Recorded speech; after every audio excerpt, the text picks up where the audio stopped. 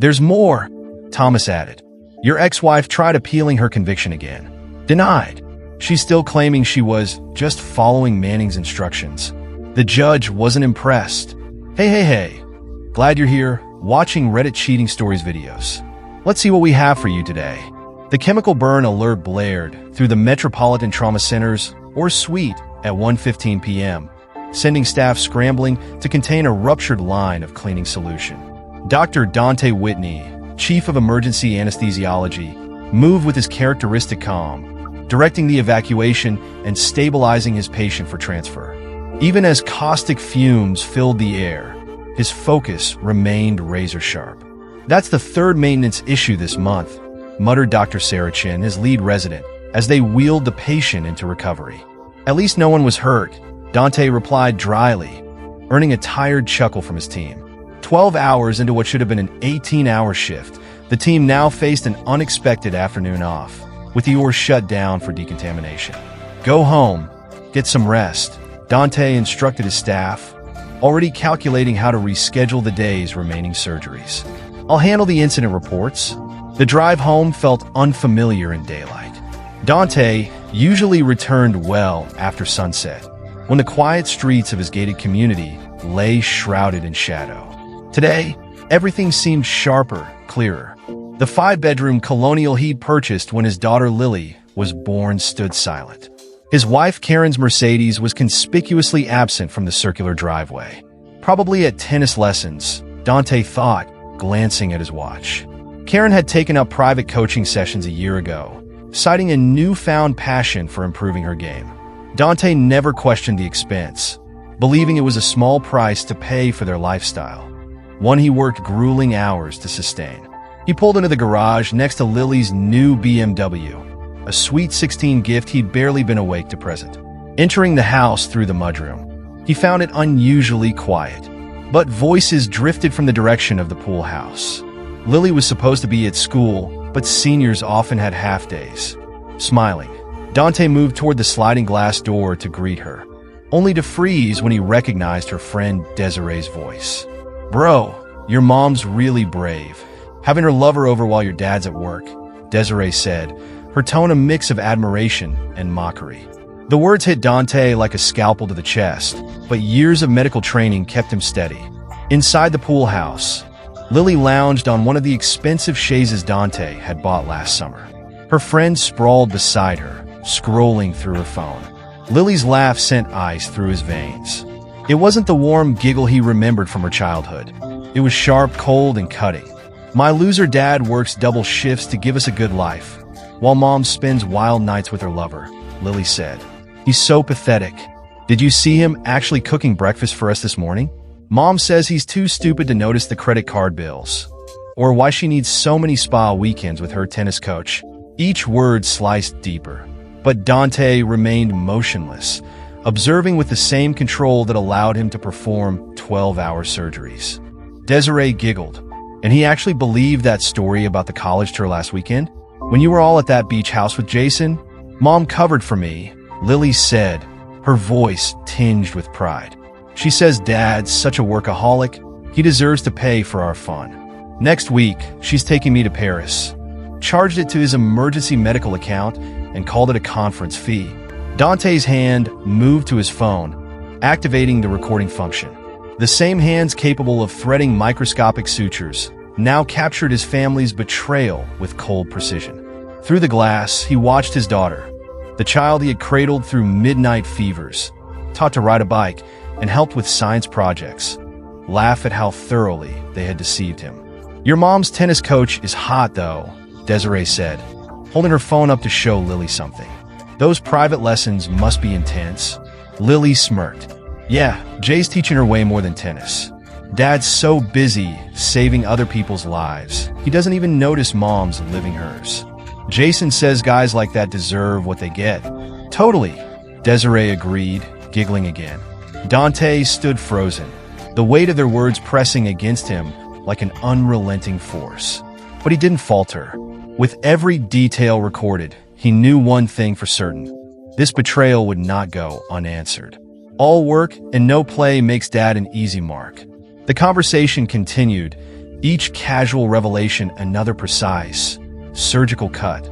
Dante listened, recording every word, his medical training allowing him to compartmentalize the pain while gathering evidence. When the girls finally headed inside for snacks, he slipped away unnoticed, backing his car out of the driveway with the same quiet precision he brought to his work. He didn't go far, just to the small park at the end of the street, the same one where he used to push Lily on the swings. Sitting in his car, Dante replayed the recording, his analytical mind already categorizing the information. Financial fraud, identity theft, prescription forgery. The betrayal ran far deeper than mere infidelity. His phone buzzed with a text from Karen. "Working late again tonight? Don't wait up." Red heart emoji. Dante's response was measured, keeping the facade intact. "Of course. Take care of yourself." He saved the message, another piece of evidence, before making 3 calls. To his bank's fraud department, to a trusted private investigator, and to the hospital's legal counsel. By the time he returned home that evening, the machinery of justice was already in motion. Karen and Lily barely glanced up from their phones when he entered, their practiced disinterest now speaking volumes. He kissed Karen's cheek, tasting unfamiliar cologne, and said nothing. "Rough day, honey?" Karen asked, her concern sounding genuine. "At least it might have 3 hours ago." "Chemical spill at the hospital," Dante replied, his smile not quite reaching his eyes. "Nothing serious. I'm going to catch up on some paperwork." In his home office, surrounded by medical journals and family photos that now felt like props in an elaborate deception, Dante began planning. The same methodical focus that made him an exceptional surgeon would now serve a new purpose. The betrayal was a tumor, and he would excise it with surgical precision.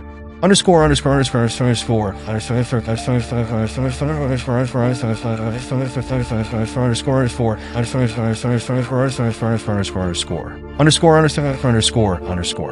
Boyd Gillespie's office bore little resemblance to the sleek, modern PI firms depicted in movies. Located on the 2nd floor of a converted Victorian house, it was unassuming but discreet. Heavy curtains and sound-dampening panels ensured privacy, and Boyd himself matched the setting. Practical, unpolished, and far more observant than his rumpled appearance suggested. "The credit card statements tell quite a story, Dr. Whitney," Boyd began, spreading a stack of documents across his desk. Each page was highlighted and annotated with meticulous detail. Dante leaned forward, examining the evidence with the same intensity he brought to reviewing patient charts. "Show me." "Here's the clever part," Boyd said, pointing to a series of transactions. "Your wife books hotel rooms under your name during your night shifts, then sends the receipts to your email. The timestamps match your hospital schedule perfectly. She's clearly studied it." He clicked on his laptop, pulling up security footage. The grainy video showed Karen entering the elevator of a luxury hotel with a tall, athletic man who was definitely not Dante. The timestamp matched a night Dante had been performing emergency surgery on a car crash victim. "That's Jay Manning," Boyd said. "The tennis coach," Dante replied, his voice steady. Boyd nodded. "Formerly known as Jason Myers. Before that, James Morrison. He's got quite a history. Investment fraud in Florida, real estate scams in California.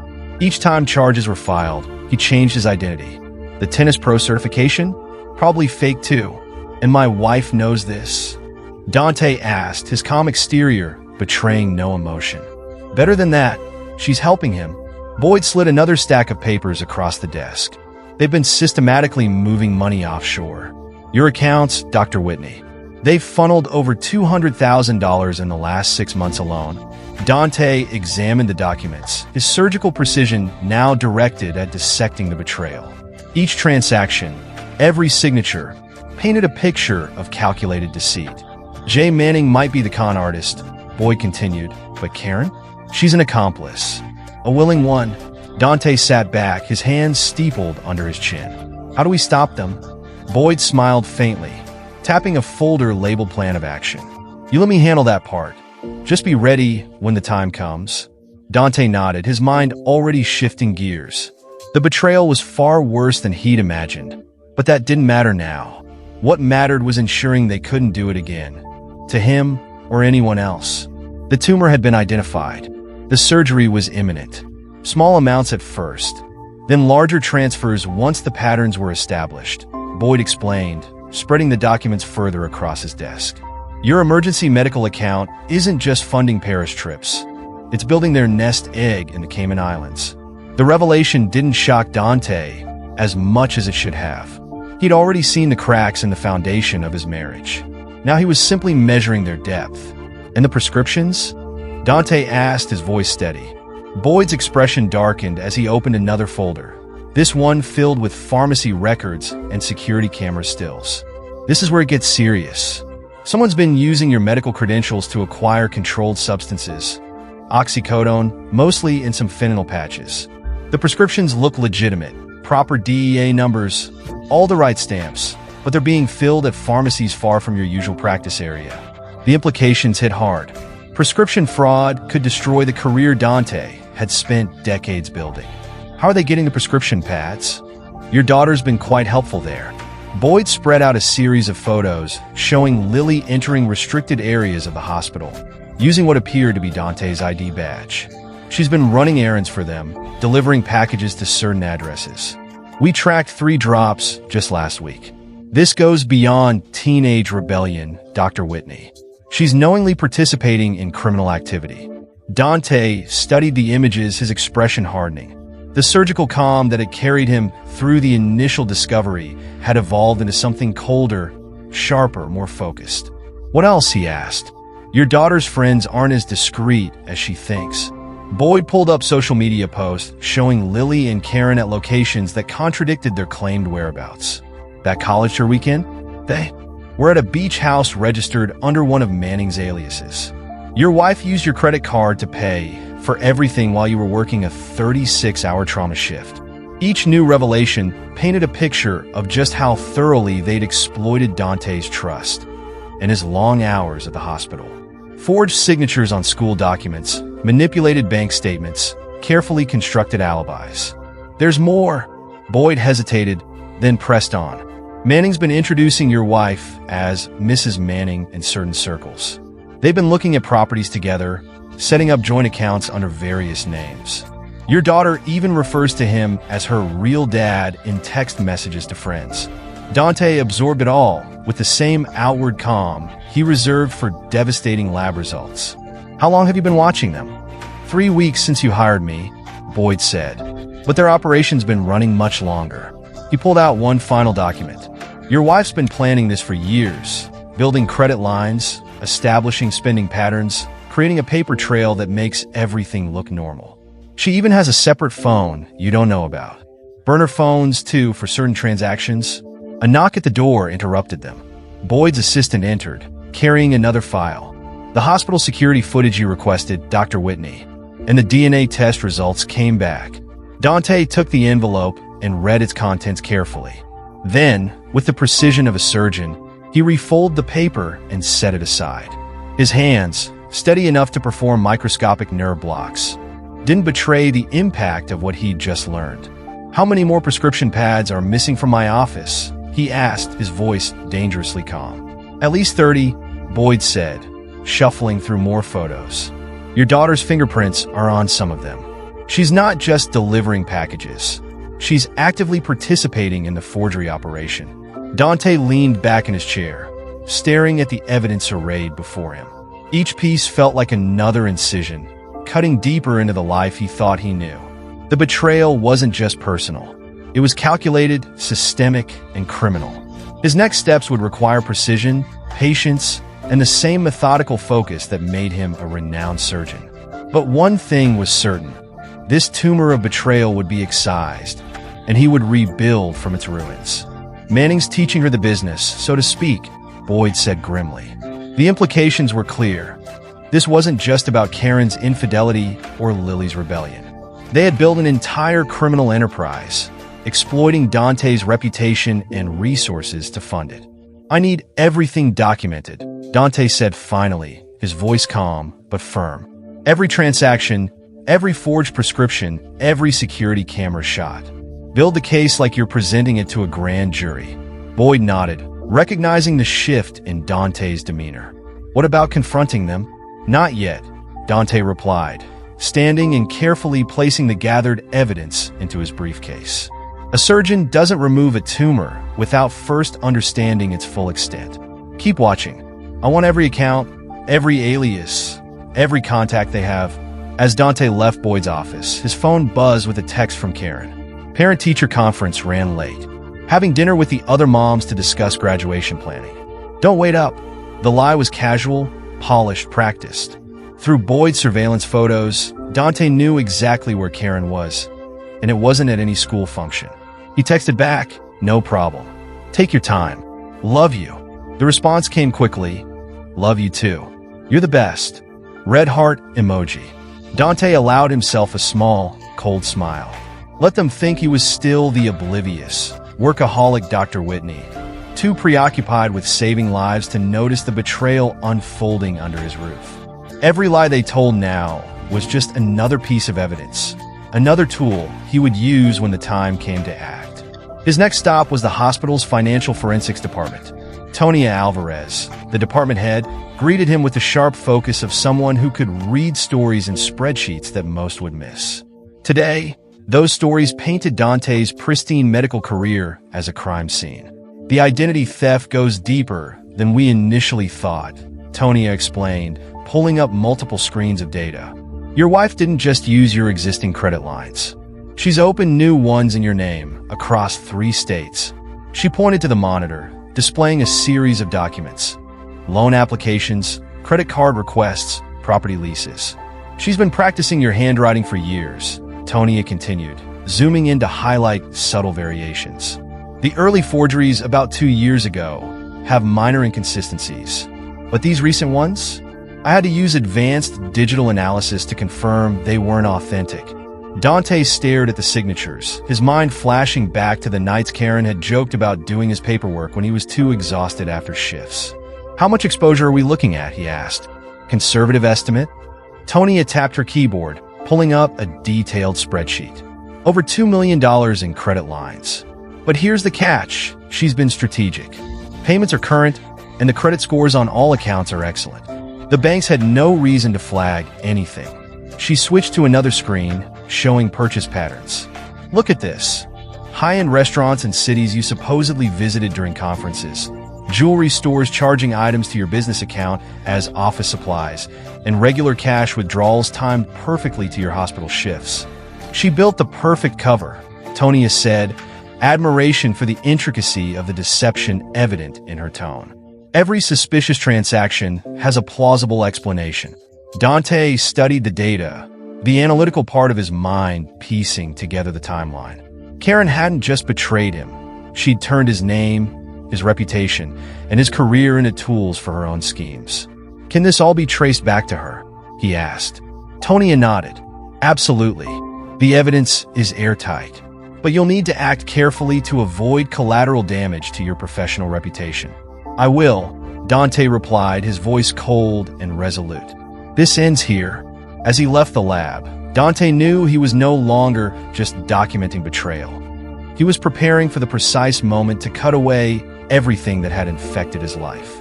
The operation was coming, and when it did, it would be as meticulous as the surgeries that had made him one of the city's finest. Weekend conferences that matched real medical events. Business dinners with timestamps perfectly aligned to his on-call schedule. Even forged signatures on hospital documents. Karen had crafted a near-perfect web of lies, each thread meticulously woven to make the forgeries harder to disprove. A knock at the door interrupted them. Dr. Esteban Abbott, head of the hospital's genetics department, entered holding a tablet. His grave expression suggested he carried news that couldn't wait. You asked me to review Lily's medical records, Esteban began, glancing at Tonia. May we speak privately? Anything you find, they both need to know, Dante replied. His voice was steady, though his posture had grown noticeably taut. It's all evidence now. Esteban nodded, his face grim. I was reviewing genetic markers from her last physical, a standard procedure for updating employee dependence insurance. These markers, he pulled up a diagram of complex DNA sequences. Dante, Lily can't be your biological daughter. The revelation landed with the weight of a final diagnosis, confirming a suspicion Dante had buried deep. "How long have you known?" Dante asked, his voice calm but colder than before. "I confirmed it this morning," Esteban replied. "Given the genetic profile, conception would have been around the time you were doing your fellowship in Boston." His voice carried a professional detachment, tinged with genuine concern. "You mean while I was working 80-hour weeks, living in hospital housing, and Karen stayed here, claiming her morning sickness was too severe to travel," Dante finished. The memory twisted in his mind, taking on darker shapes. What once seemed like a difficult but understandable time in their marriage now felt like the prelude to a carefully orchestrated betrayal. Tonia, who had been scanning financial records, broke the silence. "That timing matches some interesting payments from your joint account. Regular transfers to a private tennis club. The same club where Jay Manning started working 16 years ago." The pieces fell into place with the clinical precision Dante brought to his work. Manning wasn't just Karen's current lover. He was Lily's biological father. Every parent-teacher conference where Dante had proudly listened to praise for Lily's athleticism. Every insistence from Karen that Manning was the perfect private coach for their daughter. Every family dinner where jokes were made about how little Lily resembled him. All part of an elaborate deception. "There's more," Tonia added reluctantly, pulling up another folder on her computer. "While scanning social media for evidence, I found videos. Clips filled the screen. Lily mocking Dante behind his back while he worked on her college applications. Karen filming herself using his hospital ID to access restricted areas. Both of them laughing as they photocopied his driver's license while he slept between shifts. They've been documenting everything," Tonia explained, her tone edged with disbelief. "It's like a game to them. There are even TikTok videos Lily made, bragging about how easy it is to forge prescriptions using her stupid dad's medical credentials." The betrayal had infected every memory, turning cherished moments into grotesque evidence of manipulation. Family vacations, funded by fraudulent credit lines. College savings accounts, drained for shopping sprees with Manning. Even Lily's supposed interest in medicine, inspired by Dante's career, was a calculated way to access restricted hospital areas. "I need everything preserved," Dante said finally, his tone measured. "Every video, every forged document, every financial record. Build a timeline, starting from before Lily's birth." "What are you planning to do?" Esteban asked quietly. Dante's expression didn't falter. The professional neutrality he'd mastered over decades in the ore remained intact, but his eyes burned with the focused intensity his residents recognized from the most complex surgeries. "A surgeon removes diseased tissue to save the patient," he said. "Sometimes that means cutting deeper, removing what you thought was healthy, to get to the root of the infection." His phone buzzed. Another text from Karen. "Picking up Lily from study group, then we have that college counselor meeting." Dante read the message and allowed himself a moment of reflection. Karen's deception was polished and practiced, but her web of lies was unraveling. And when he was done, there would be no infection left.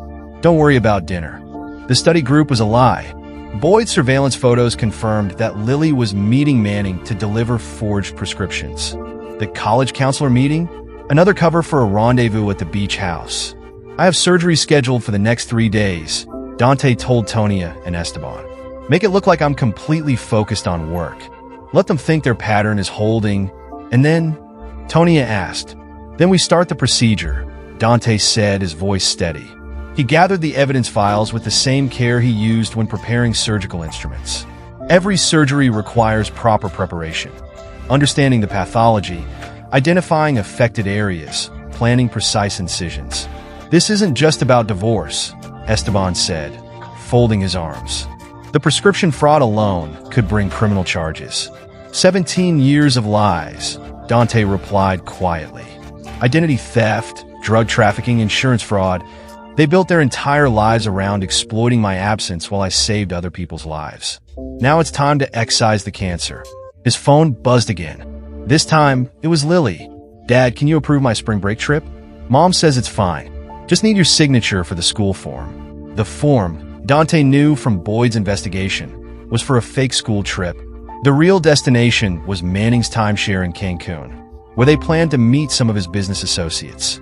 "Of course, sweetie," he replied, Leave it on my desk. Every lie they told now was another piece of evidence. Every betrayal was another tool in his growing arsenal.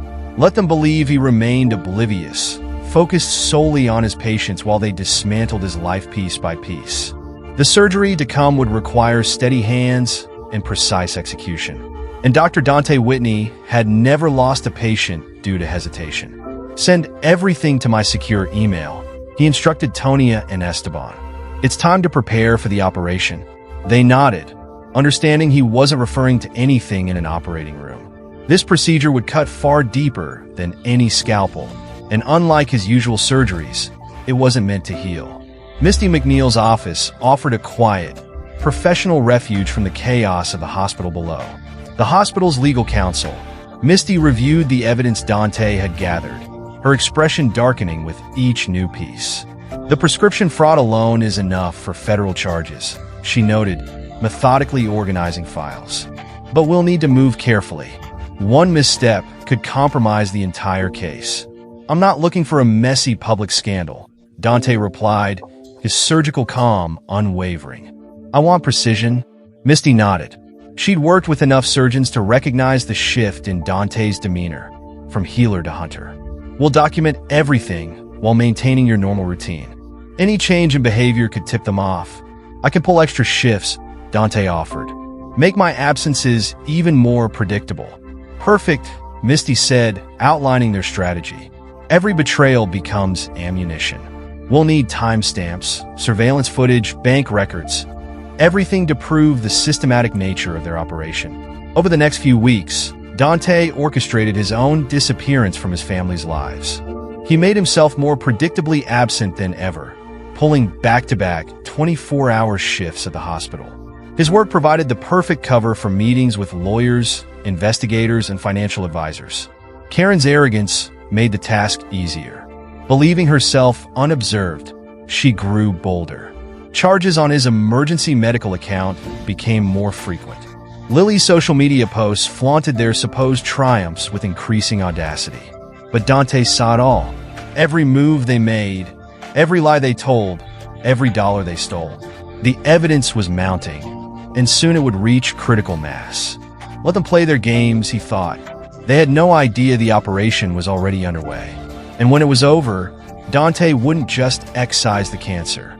They'd be left with nothing but the ruins of their own deceit. Security cameras captured Karen entering Manning's condo, using his credit cards for shopping sprees, and discussing their future on phones she thought were secure. During one of their early morning meetings, Misty displayed a new batch of evidence. Photographs of Karen at a luxury real estate office. She's shopping for houses, Misty said, scrolling through the images. Using your forged signature on the applications. Dante reviewed the documents with clinical detachment, his expression unreadable. Move everything out of the joint accounts, he instructed. Gradually. Nothing to raise alarms. Already in progress, Misty replied, pulling up transfer records. Offshore accounts are being reversed. Property titles are shifting to your name alone. The prenup gives us solid ground. She signed it, thinking she'd never need to challenge it. Between surgeries, Dante monitored their progress. Every betrayal became a data point. Every lie another piece of evidence. His daughter's social media posts provided timestamps that contradicted her alibis. Karen's lover's extensive criminal history revealed vulnerabilities they hadn't yet exploited. Medical partnerships are being dissolved and restructured under new entities, his financial advisor reported during a late-night call. By the time they notice, all assets will be protected. Karen remained oblivious. Her texts to Dante grew more elaborate in their fabrications. Working late on the charity gala planning, honey, don't wait up. Meanwhile, Manning's arrogance was blatant in his casual use of Dante's credit cards, never suspecting that every transaction was being logged and categorized. Charged another tennis lesson to the business account, Manning texted Karen. The old fool probably thinks I'm training for Wimbledon. Lily's social media posts dripped with disdain. Another designer bag from Daddy's hospital bonus. He thinks I'm buying textbooks, LOL. Hashtag blessed, hashtag rich kid stuff. Every post, every transaction, Every mocking message became a weapon in Dante's arsenal. Yet, outwardly, he maintained his facade. His responses to Karen's texts were as measured as ever. "Of course, dear. Focus on the charity work. I'll be at the hospital anyway." In the operating room, Dante's precision sharpened. Colleagues commented on his enhanced focus, attributing it to professional dedication. "You're even sharper than usual lately," Dr. Chin remarked after a particularly challenging surgery. "Just maintaining standards," Dante replied, his steady hands betraying none of the storm brewing beneath the surface. Behind the scenes, the dissolution of his medical partnerships proceeded invisibly. Shell companies were restructured under new entities. Property titles passed through layers of corporate transfers. Dante's financial team worked like a surgical unit, precise, efficient, untraceable. "They're so focused on stealing your money, they don't notice it disappearing," Misty said during another dawn meeting. "Classic tunnel vision," she added. "Con artists get so caught up in their own schemes, they miss the bigger picture." Dante's reply was interrupted by another text from Karen. "Taking Lily College shopping this weekend. Don't worry about the expenses." Boyd's surveillance photos confirmed the college shopping was another cover. Manning had already booked a beach house using one of Dante's fraudulent credit lines. "Let them spend," Dante instructed his team. "Every transaction is more evidence. Every purchase is another nail in their coffin." At home, life continued its practiced rhythm. Dante cooked breakfast that Karen and Lily barely touched. He listened to their casual dismissals, noting every offhand remark and contradiction. Each day brought them closer to the endgame. Karen and Lily remained oblivious to the noose tightening around their carefully constructed lives. And Dante, ever the surgeon, continued preparing for the moment when the operation would begin in earnest. Dante worked shifts that stretched longer and longer, maintaining the facade of ignorance his wife had depended on for years. But behind that carefully constructed mask, the machinery of justice ground forward with relentless precision.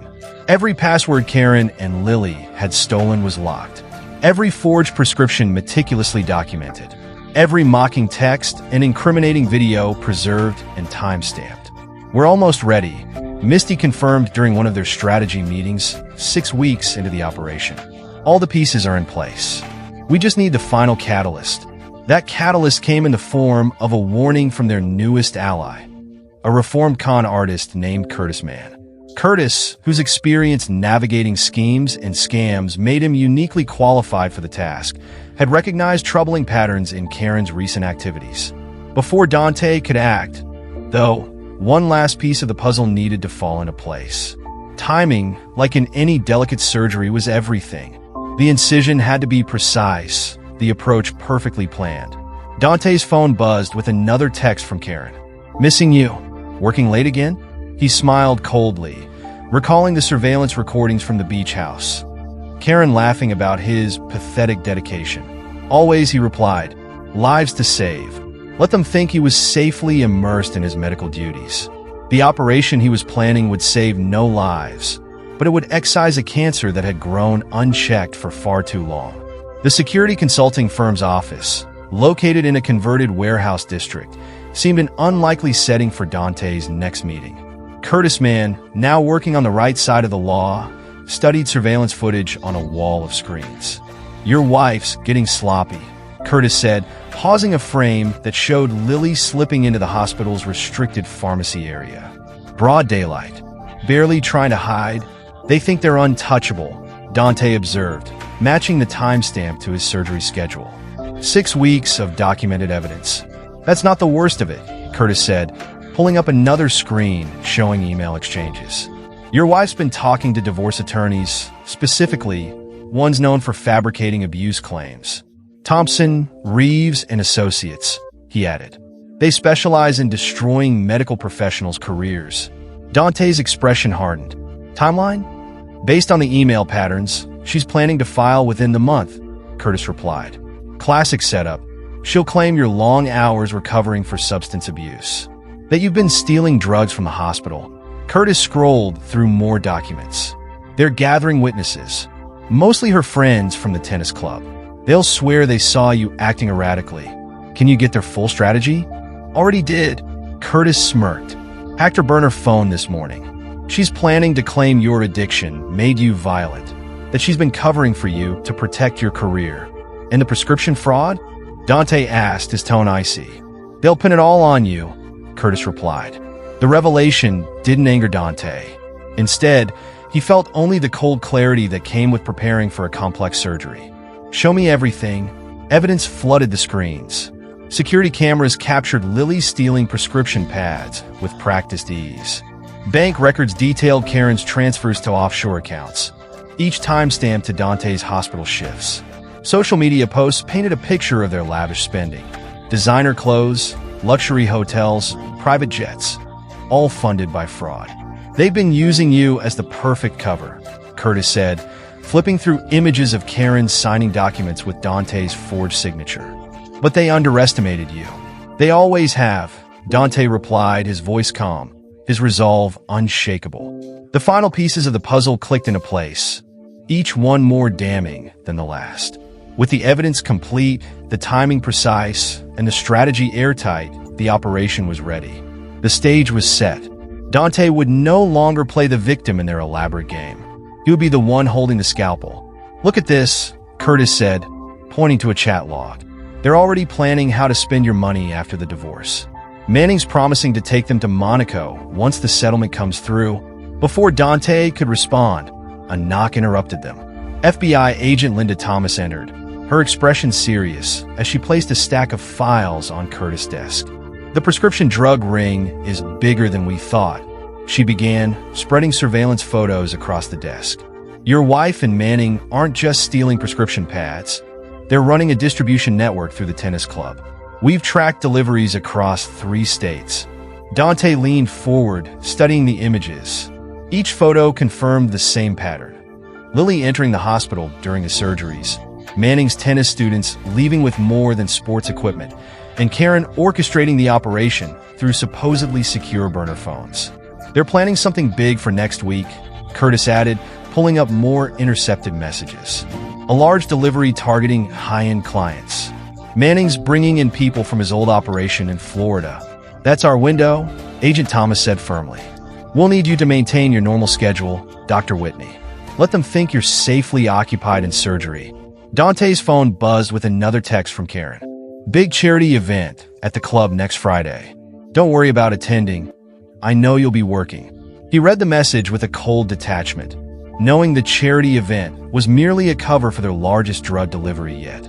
Manning had invited wealthy clients from across the country, using the tennis club's reputation as a front. Everything's in place, Curtis confirmed.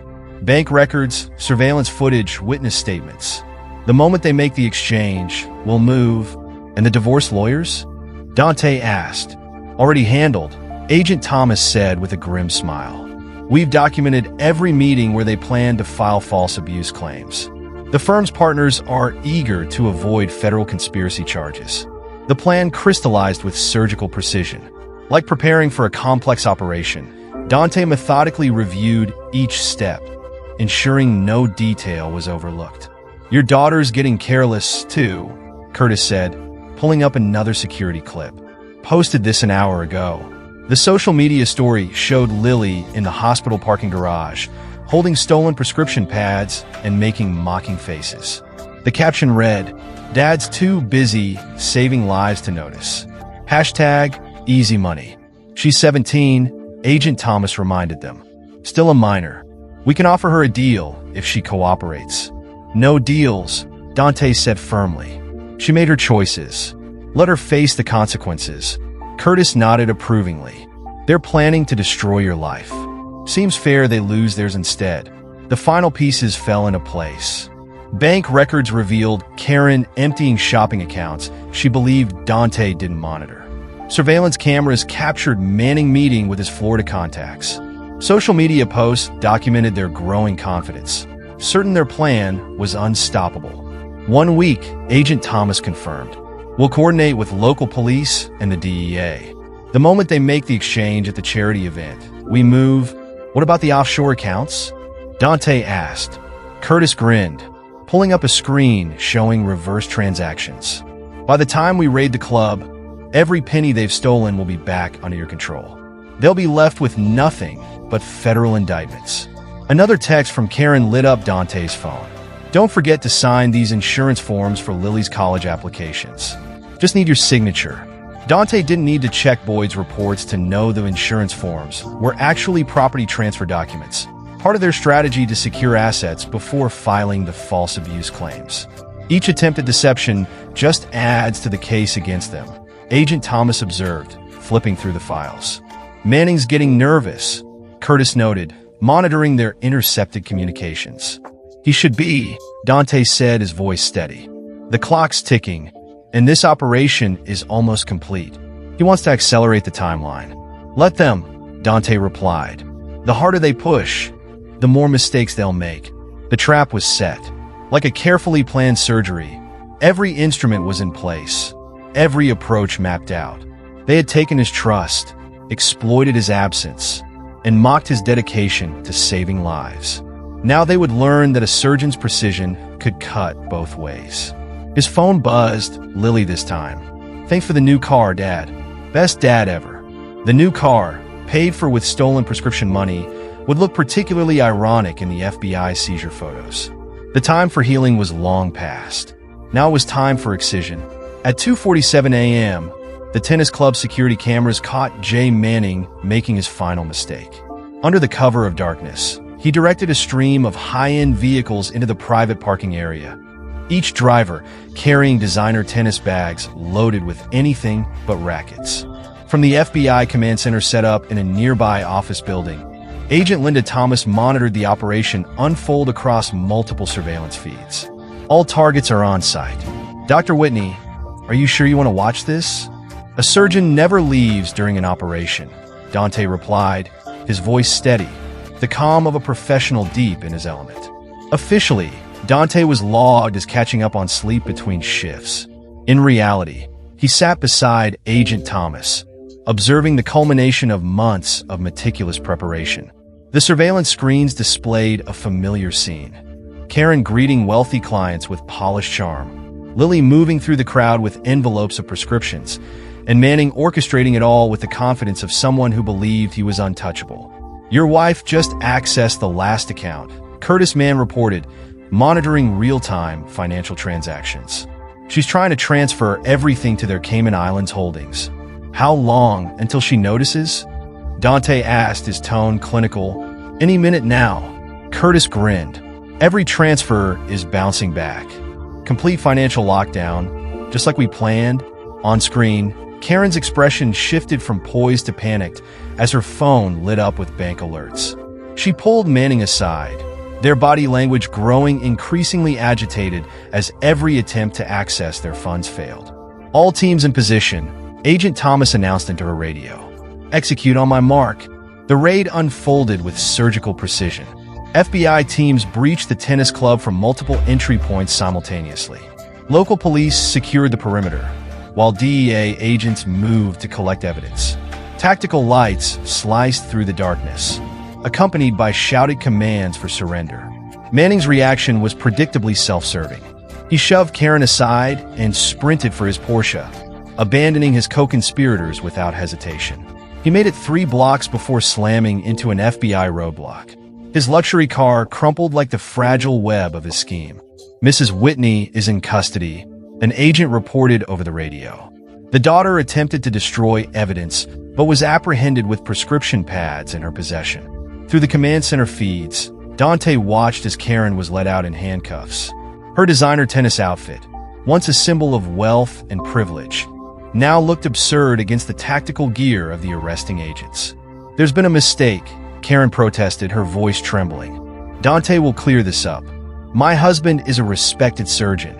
He'll explain everything. Actually, Agent Thomas said, stepping into view, Dr. Whitney has been instrumental in documenting your entire operation. Would you like to see the evidence? Karen's practice charm cracked. Her eyes widened as Thomas presented a neatly organized binder of documents, photos, and intercepted messages. Karen stammered, but no more excuses came. Dante watched in silence as the woman who had betrayed him so thoroughly was marched to a waiting FBI van. Beside him, Agent Thomas folded her arms. Well, Dr. Whitney, looks like the operation was a success. Complete excision, Dante replied, rising from his seat. No room for relapse. For the first time in months, Dante felt a quiet, satisfying calm. The cancer was gone. The healing could finally begin. You can't do this. I'll claim spousal privilege, Karen protested, her voice shaking. That only applies to legitimate communications, Agent Thomas replied coolly. Conspiracy to distribute controlled substances isn't covered. Neither are identity theft or wire fraud. From another surveillance feed, they watched as Lily was arrested near the service entrance of the tennis club. She had been caught trying to dispose of prescription pads and client lists. But I'm only 17, Lily stammered, her social media confidence shattered as agents read her rights. You can't arrest me. Age didn't stop you from participating in a multi-state drug trafficking operation. An agent responded bluntly. The prosecutors will consider that if you cooperate. Curtis's monitors showed the final stages of their financial operation concluding. All transfers confirmed, Curtis reported. Offshore accounts emptied and redirected. Properties retitled. Credit lines frozen. What about the house? Dante asked. Already done, Curtis replied with a satisfied nod. Sold to your brother this afternoon for $1. Completely legal under your prenup terms. They'll have nowhere to go when they make bail. If they make bail, Agent Thomas interjected, raising an eyebrow. The flight risk alone.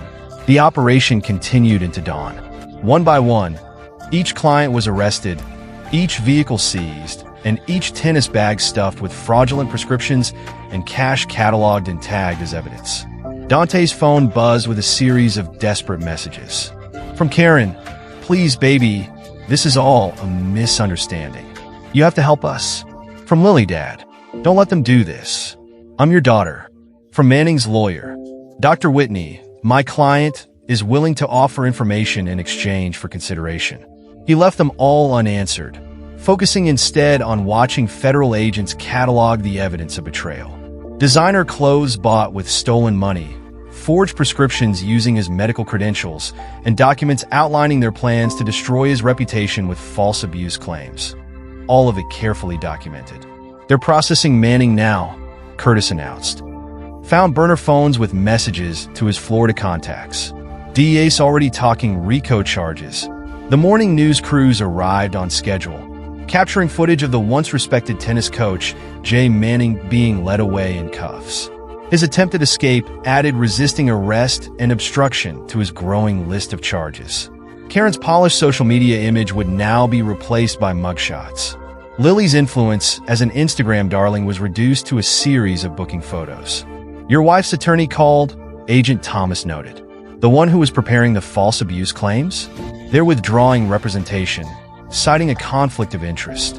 Hard to maintain a practice when you're under investigation for conspiracy, Curtis added with a smirk. The sun rose over a changed landscape. The tennis club's perfectly manicured courts were now occupied by evidence teams rather than society players. The luxury cars in the parking lot bore police seizure notices instead of country club decals.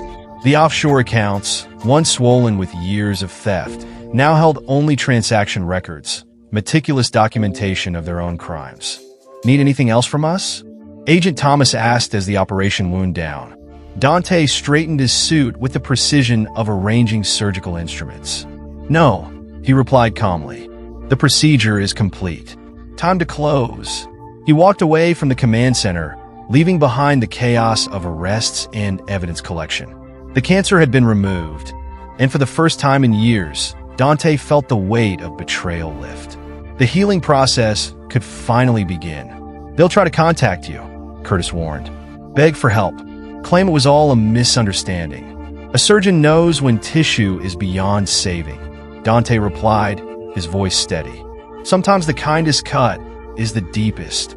He stepped out into the crisp morning light, leaving behind the wreckage of their elaborate schemes. His phone continued to buzz with desperate messages. Please, he had no intention of answering. Ahead lay meetings with hospital administrators, press statements, and the meticulous process of rebuilding his professional reputation. But for now, he drove home to a house that was still his. Paid for by the work they had mocked and protected by a prenup they had underestimated. Inside his office, Dante opened the safe containing the evidence of their betrayal. Forged prescriptions, stolen hospital IDs, and documented lies.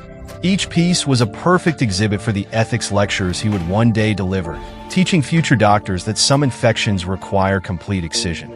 His phone buzzed again, this time the hospital scheduling office. "Dr. Whitney, surgery at 9 a.m.?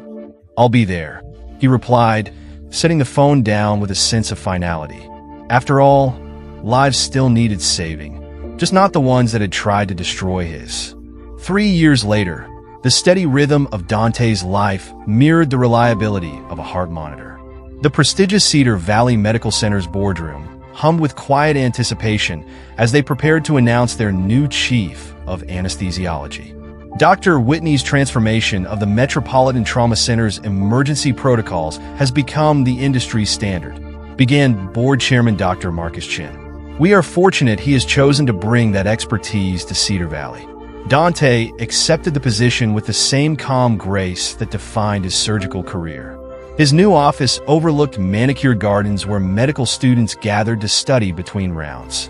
The view was worlds apart from the chaos of his old hospital, a deliberate change reflecting his hard-earned peace. "The department requires a complete restructuring," he told his team during their first meeting. "We'll begin by overhauling security protocols for controlled substances." The irony wasn't lost on those familiar with his past. The scandal surrounding the Whitney prescription drug ring had rocked the medical community and was now a staple case study in ethics courses. Later, his colleague Dr. Reba Hardy lingered after the meeting. She, too, had faced betrayal in her career. "Your experience with medical fraud gives you a unique perspective," she noted. "When prescription theft nearly destroyed my practice in Chicago, I didn't think I'd recover. But I did." Their shared histories of betrayal forged an unspoken understanding, and the foundation for something unexpected, trust. Reba's sharp mind and unshakable integrity had survived challenges that left many bitter. Instead, she became a steady presence in Dante's new chapter, helping him rebuild what had been torn down. Across town, in a sterile visiting room of a minimum security prison, Karen Boone Whitney's polished confidence had been replaced by institutional beige. The prescription drug scheme had earned her 18 months in prison, but the social exile would last far longer. "Mrs. Whitney," her public defender began across a scratched metal table, "Mr. Manning's testimony has left no doubt about your role. The prescription fraud, the identity theft, the offshore accounts." "That snake," Karen interrupted, her carefully practiced charm reduced to venom. "After everything I did for him, we had a plan." His testimony also includes your attempts to file false abuse claims against Dr. Whitney, the lawyer continued. "The divorce attorneys you hired are under investigation themselves. You're fortunate the judge showed leniency given your lack of prior convictions." Jay Manning, predictably self-serving, had painted Karen as the mastermind of their operation, minimizing his own role to secure a lighter sentence. From his higher security cell, he offered the federal prosecutors a detailed playbook of their crimes, leaving Karen to shoulder the blame. Lily's downfall was equally stark. Her trust fund evaporated with her parents' assets, forcing her to navigate community college while working retail shifts at the mall. The social media presence she had once curated to showcase luxury vacations and designer shopping sprees now captured a far harsher reality. Long work hours, used textbooks, and cheap fast food. Back at Cedar Valley, Dante wrapped up another meeting and gazed out at the tranquil gardens outside his office window. The chaos of betrayal was behind him.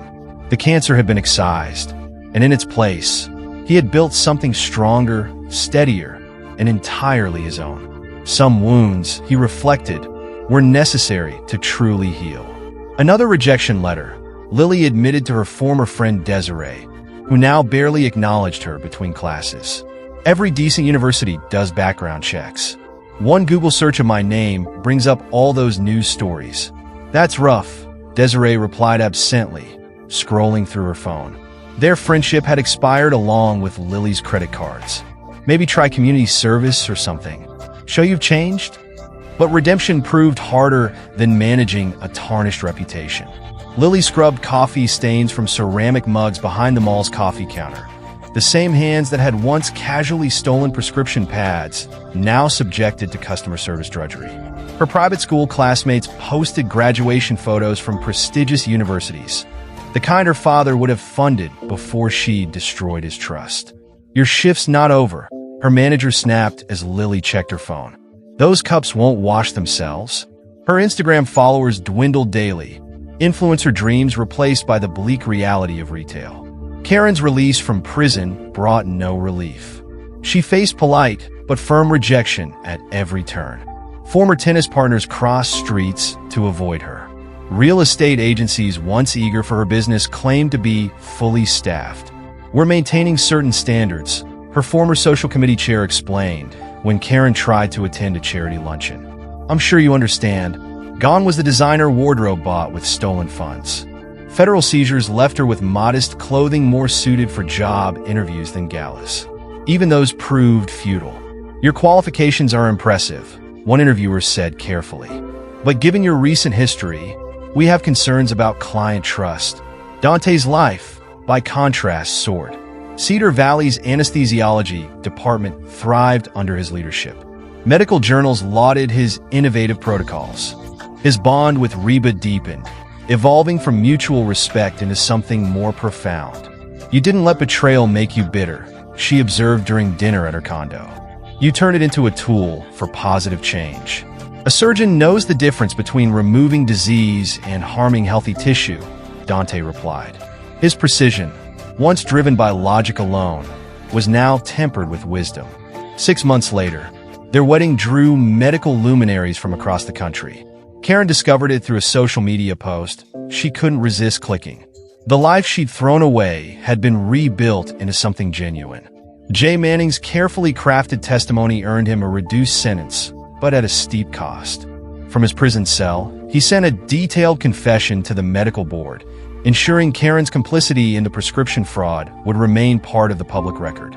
Lily's social media presence shifted from snark to desperation. Former friends blocked her after repeated pleas for job connections. "Remember Lily Whitney?" They whispered at college parties she wasn't invited to.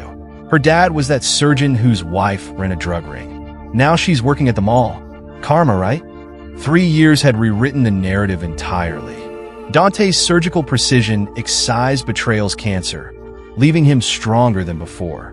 Karen and Lily had mocked his dedication, but now they could only watch from the sidelines as he rebuilt a life rooted in trust and authenticity.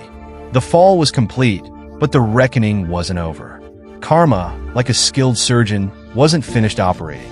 Storm clouds gathered over Cedar Valley Medical Center, a fitting backdrop to the tension in Dante Whitney's office as his estranged daughter, Lily, entered. The years had left their marks, stripping away her once arrogant demeanor and replacing it with desperation and regret. She clutched a stack of university rejection letters, their creases evidence of how many times she'd reread them. "Dad, please," she began, dropping the papers onto his desk like a plea for clemency. "I've changed. I swear. It's different now." Dante's expression didn't waver. His calm, honed through years of surgical crises, remained as steady as ever. He gestured to the chair opposite him, but she hesitated before sitting, her cheap mall-brand attire a stark contrast to the designer outfits she'd once flaunted. 3 universities explicitly cited the prescription scandal, Lily said, her voice cracking. 2 more mentioned character concerns. "I can't even get into state schools. The community college credits barely transfer anywhere. And you came to me because..." Dante's tone was as clinical as the operating room where he thrived. "I need help," she admitted, her voice barely a whisper. "Tuition, references, anything." Her eyes shimmered with unshed tears, but Dante remained unmoved, years of betrayal replaying in his mind. Without a word, he opened his desk drawer and pulled out a thick file, setting it on the desk between them. Lily's breath hitched as he began laying out its contents with the same precision he would use for surgical instruments. DNA test results, crime scene photos of her stealing prescription pads, screenshots of text messages mocking him, bank records showing her role in draining his accounts. Each document was a scalpel, cutting through her defenses. "No," he said firmly. "You came here Because your real father is in prison, and your mother can't fund the life you expected anymore. What are you talking about? Lily's face paled, her confidence evaporating. You were conceived while I was in Boston, Dante continued, his voice devoid of emotion. Your mother and Jay Manning's affair predates my career in anesthesiology. Every tennis lesson, every father-daughter tournament, you weren't bonding with me. You were bonding with the man who actually fathered you. That's impossible, she whispered, but her protest faltered as she glanced at the genetic test results. DNA doesn't lie, he said coolly. Unlike you, your mother and Manning. If you need college money, try asking him. Though, given his current residence in federal prison, responses may be delayed. It doesn't matter, she snapped, desperation edging into her voice. You raised me. That makes you my real father. Dante leaned back in his chair, his gaze unyielding. Real fathers are respected, not mocked. Real daughters don't steal from the man who raised them or laugh about it on social media. You made your choices 3 years ago. Now you get to live with them. I was just a kid. Lily's voice cracked, her desperation growing. Mom and Jay manipulated me. You were 17, he countered. Old enough to know stealing prescriptions was a felony. Old enough to understand the risks of forging medical documents. And old enough to laugh about it while calling me pathetic for working double shifts to fund your lifestyle. Her arguments crumbled under the weight of the evidence. The timestamps on surveillance footage. The premeditation in her text messages. The cold, hard reality that every choice she had made was now coming home to roost. Please, she whispered again, tears finally spilling down her cheeks. For a moment, Dante studied her, the woman she had become, shaped by the decisions she'd made. Then he rose, gathering the evidence back into the folder. His voice was calm, but final. No. Lily's breath caught as he stepped toward the door, gesturing for security to escort her out. Go ask your mother for help, or Manning, or anyone else who enabled you. But not me.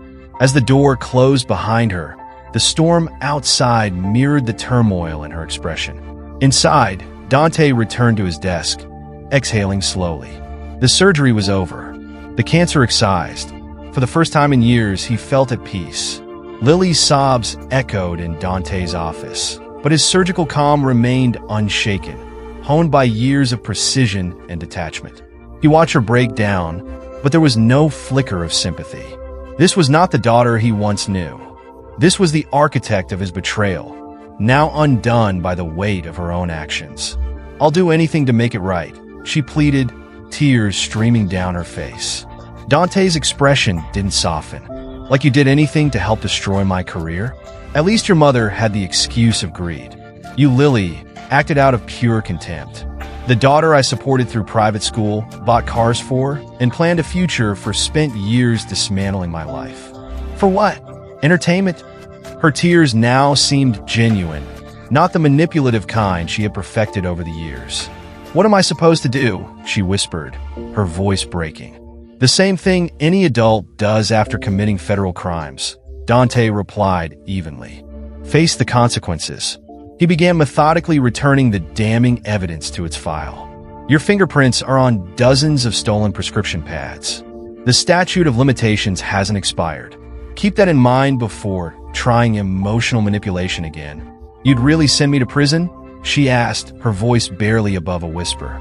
You sent yourself there the first time you stepped into my hospital with stolen ID cards, Dante replied sharply.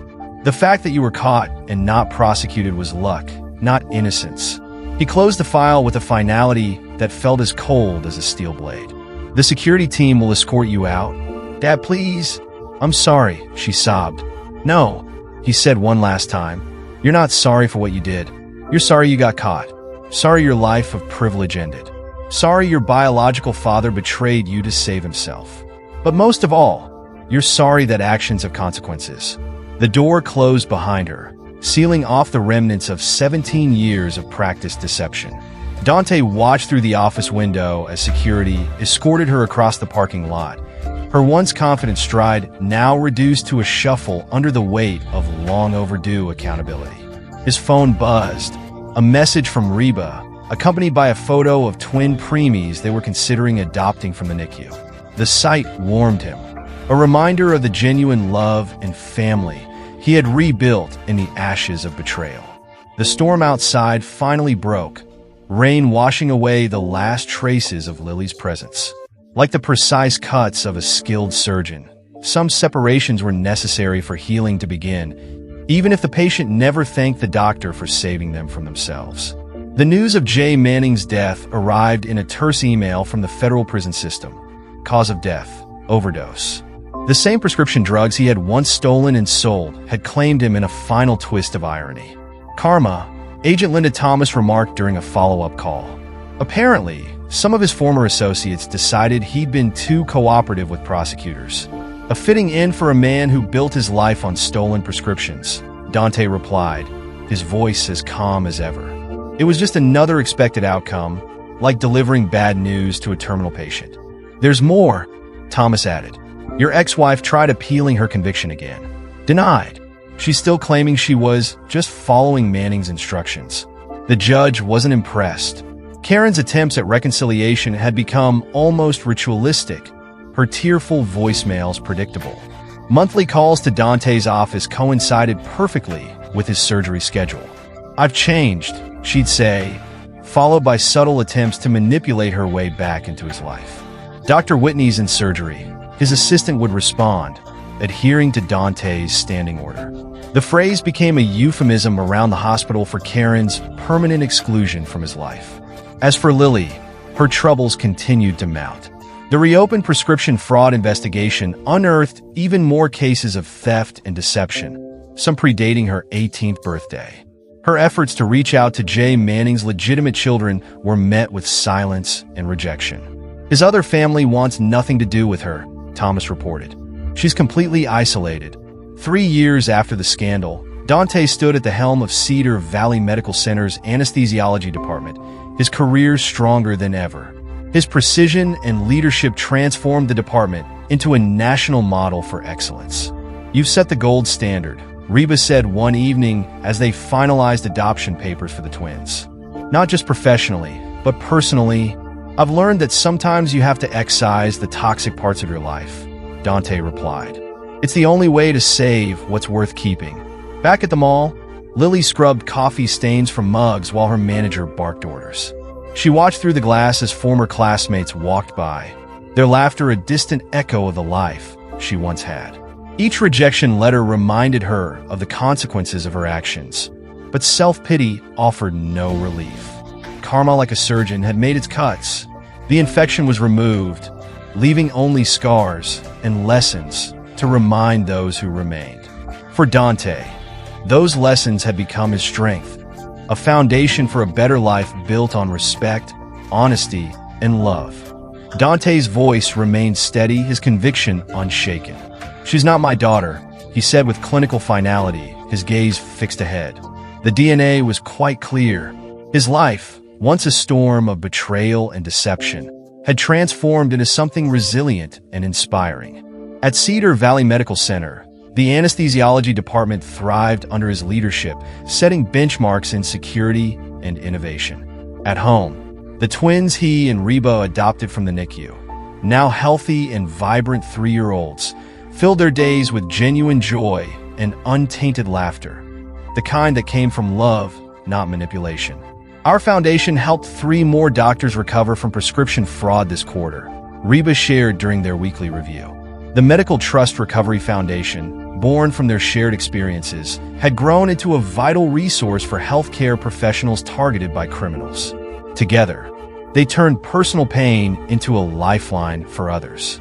At the National Medical Ethics Conference, Dante stood at the podium, accepting a Lifetime Achievement Award for his groundbreaking work in fraud prevention and hospital security protocols.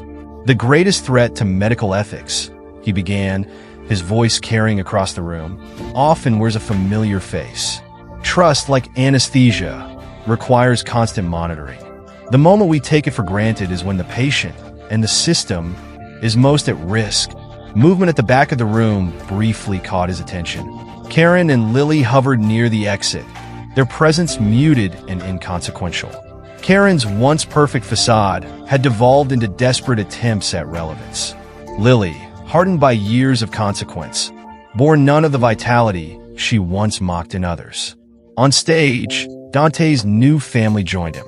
Reba stood beside him, her poise reflecting their shared commitment to integrity. Their twins toddled forward, presenting him with flowers to the audience's warm applause. Sometimes, Dante continued, glancing meaningfully toward the back of the room, the most crucial medical decision is knowing what to excise. Cancer untreated will always spread. Infection ignored will only deepen. Karen and Lily slipped out before he finished, unwilling to witness the flourishing life they had tried and failed to dismantle. Their own lives had become cautionary tales. Karen, ostracized and unemployable, drifted through a world that no longer welcomed her. Lily, struggling under the weight of her legal consequences, faced a life forever altered by her role in the prescription fraud. That evening, as Dante reviewed patient charts in his home office, he received a final report. Manning's prison correspondence, released as part of his death investigation, included letters to Lily. In them, he acknowledged his biological paternity while shifting blame for his downfall onto her and Karen, a final act of cowardice typical of the man. Typical Manning, Agent Thomas remarked in her briefing, betraying everyone until the very end. Downstairs, Reba's gentle voice carried as she read bedtime stories to their twins, the sound interwoven with bursts of innocent laughter. In that moment, Dante was reminded of the real family he had built, a family defined by trust, respect, and genuine love. The next morning, the hospital board chairman informed Dante that his case study would be added to the medical ethics curriculum. Future doctors need to understand how trust, once broken, can never be prescribed again. Dante agreed. Each lecture, every new protocol, and every strengthened security measure became another stitch, mending the wounds of his profession. His phone buzzed, a block number likely Karen or Lily, trying once again to reach him. He declined the call without hesitation, his hands steady and unyielding. Some lessons were absolute. In medicine, some surgeries save lives, others excise the rot before it spreads.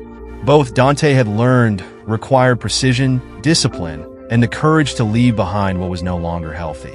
And neither allowed room for regret once the procedure was complete.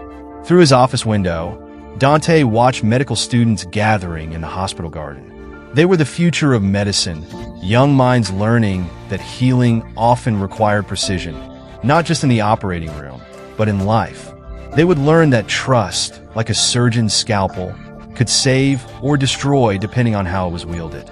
Some betrayals, once exposed, could never be sutured back together. Sometimes the best medicine was knowing exactly what and who to cut out of your life permanently. Epilogue, 10 years later. The morning sun bathed the Harvard Medical School auditorium in warm light as Dr. Dante Whitney prepared for his annual ethics lecture. A decade had passed since his personal and professional battles against prescription fraud and identity theft had become a landmark case in medical ethics. Dr. Whitney's work has reshaped how we protect the integrity of our profession, Dean Sarachin said during his introduction. The Whitney Protocol is now standard practice in over 70% of major hospitals, safeguarding countless lives and careers. At 62, Dante carried the same unyielding precision that had defined his career and personal life. Time had added a distinguished silver to his hair, but his hands remained as steady as ever, a testament to his enduring discipline. As the chief of medicine at Cedar Valley Medical Center and co-founder of the Medical Trust Recovery Foundation, his influence had grown far beyond the surgical suite.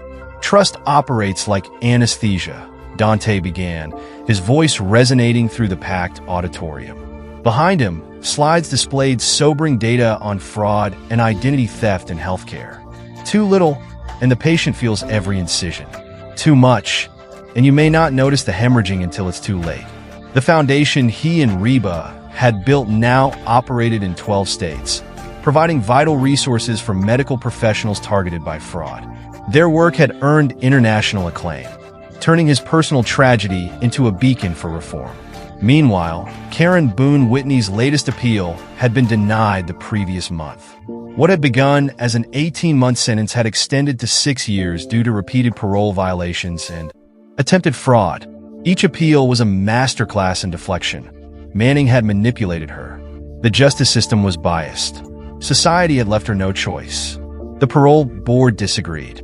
Mrs. Boone's request for early release is denied. Her continued attempts to access restricted medical credentials and contact former associates demonstrate an unchanged pattern of behavior. Her fall from grace was complete. Once a fixture of high society, Karen had become a cautionary tale. Her name synonymous with betrayal and greed. Country clubs that once courted her now used her story to tighten their screening processes.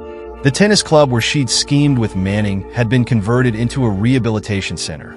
A final, poetic irony for a woman who had refused to rehabilitate herself. Jay Manning's death in prison 6 years earlier closed one chapter, but opened another.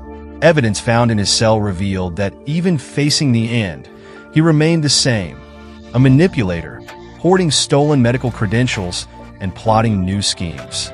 His legitimate children severed all ties with his legacy, filing restraining orders against Lily when she tried to claim inheritance rights. His family wants nothing to do with their half-sister's attempts to profit from his crimes, reported Agent Linda Thomas during the case's annual review.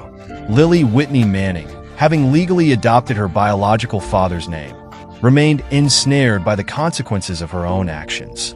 Her academic probation at community college had ended her brief pursuit of higher education. Retail jobs were short-lived as background checks unearthed her fraud history. Once an Instagram influencer flaunting luxury bags and vacations, her posts now reflected a stark reality of minimum wage shifts and faded dreams. In the auditorium, Dante concluded his lecture with the gravity of someone who had lived his lessons. The most critical decision a surgeon makes is not the incision, he said. It's knowing what must be removed to save the patient.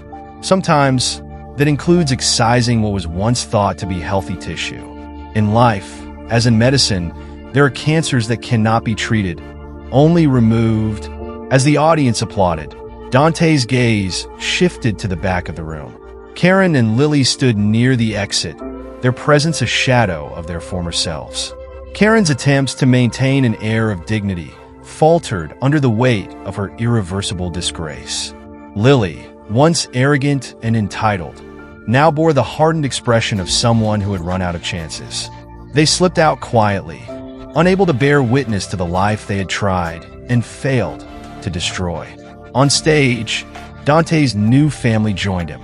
Reba stood by his side, her unwavering strength complementing his.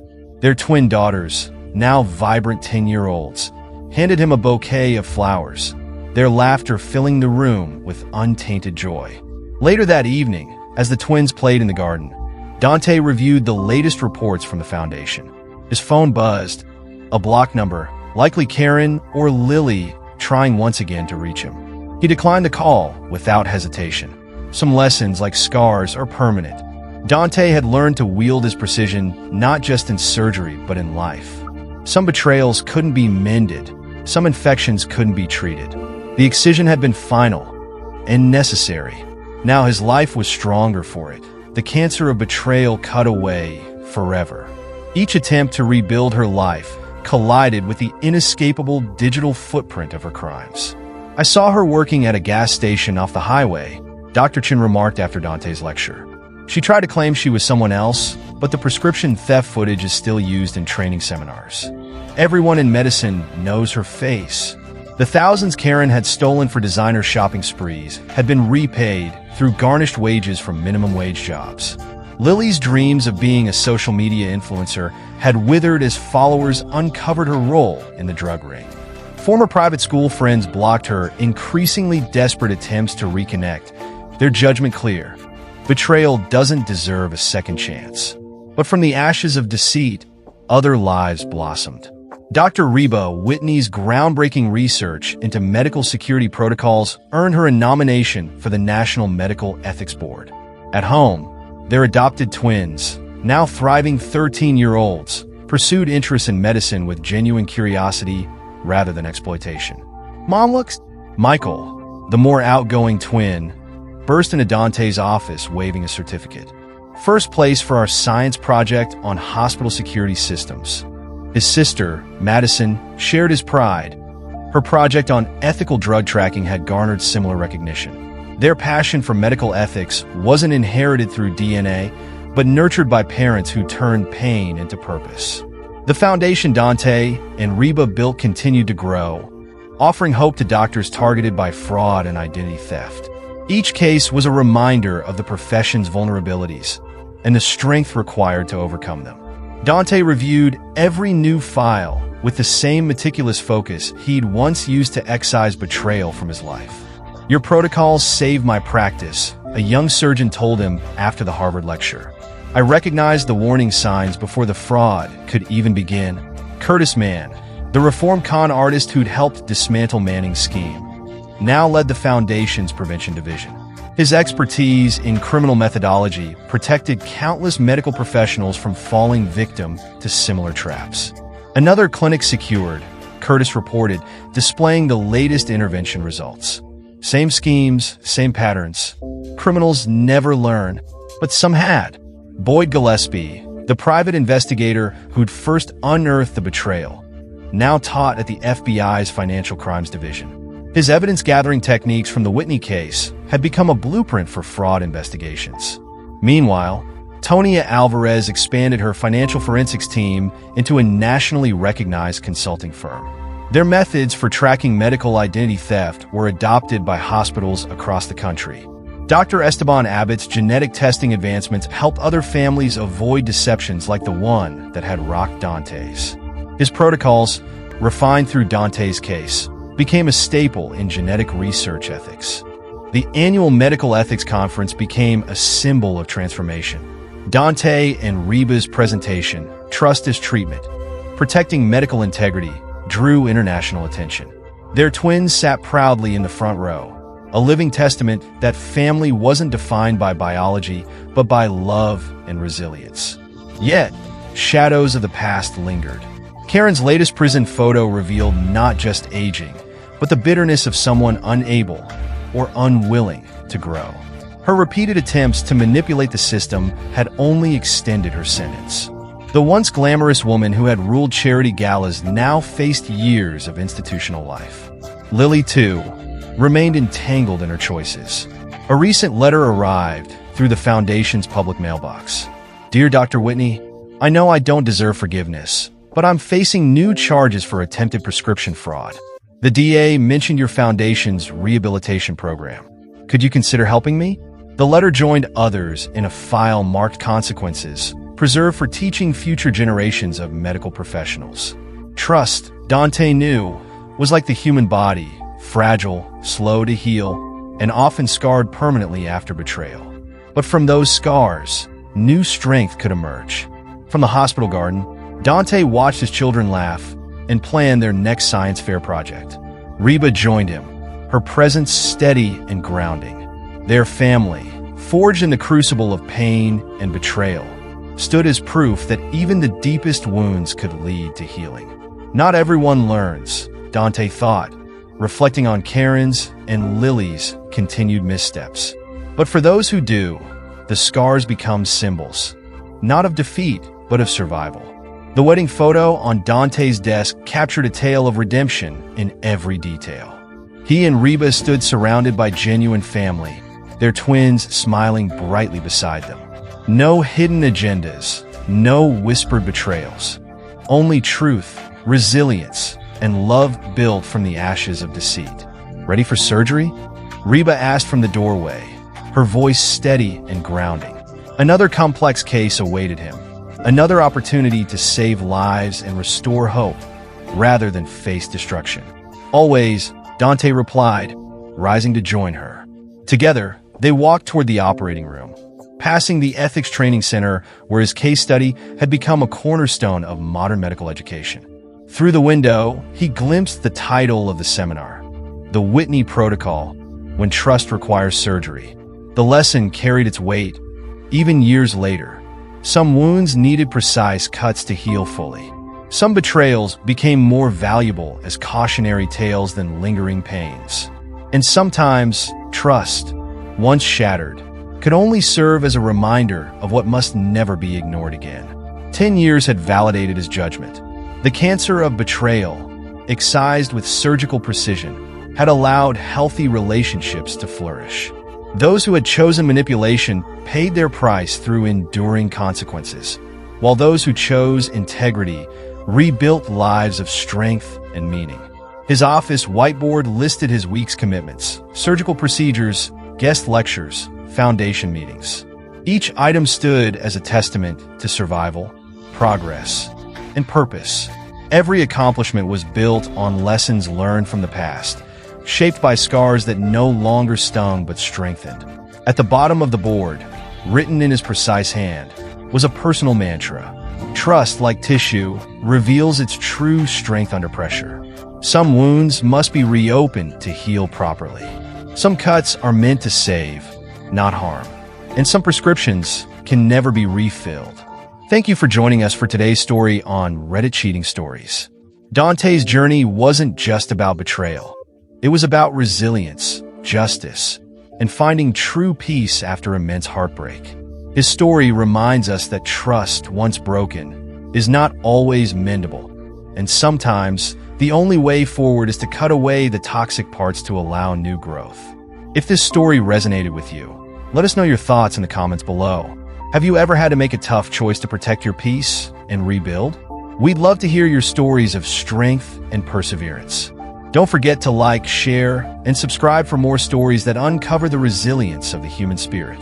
Until next time, remember, some chapters must close for better ones to begin. Thanks for watching, and we'll see you in the next story.